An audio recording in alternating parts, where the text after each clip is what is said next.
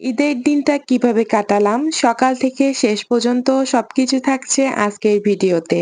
আসসালামু আলাইকুম, আমার নতুন একটা ব্লগ ভিডিওতে সবাইকে স্বাগতম।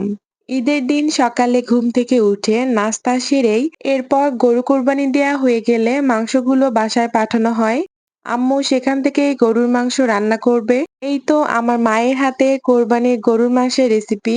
আম্মু সব মশলা আগে মাংসের মধ্যে মাখিয়ে রাখে, তারপর পেঁয়াজ, রসুন সবকিছু দিয়ে মসলাটা কষিয়ে নেয়। এখানে আপনারা ভিডিওতে দেখেই বুঝতে পারতেছেন আমার মায়ের হাতের রান্না কিন্তু অসাধারণ। আপনারা যদি চান ইনশাআল্লাহ আমি প্রত্যেকটা আমার আম্মুর হাতের রেসিপি আপনাদের সাথে শেয়ার করব।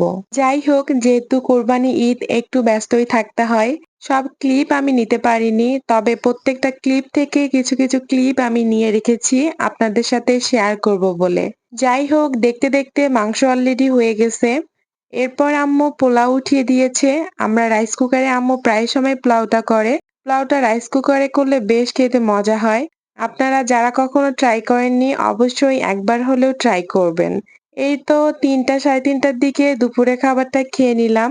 আলহামদুলিল্লাহ দুপুরে খাওয়া দাওয়া শেষ করলাম। বিকেলের দিকে দেখি আম্মু আন্টিরা গরুর ভুঁড়ি পরিষ্কার করতেছে। এই কাজটা আমার কাছে বেশ ভয় লাগে, কখনো ট্রাই করা হয়নি। বিকেলের দিকে আমরা সব ভাই বোনরা বেরিয়ে পড়লাম ঘুরতে যাব।